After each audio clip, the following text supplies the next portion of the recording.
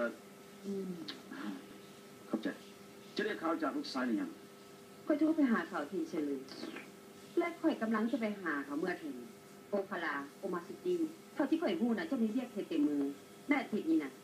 ค่อยบางบามันจะไม่ได้เห็นเจ้าโทษถอยแม่เรื่องที่พวกบริหารกำลังอยู่ในวงงานมันก็รบกวนไปหลายค่อยดับหูมันจะลำบากกว่าบ่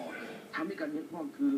คนอื่นเรียกร้องให้ได้ที่สิ่งที่เจ้าก็ต้องการไปแล้วก็ว่าถึงเรื่องเรียกอีกได้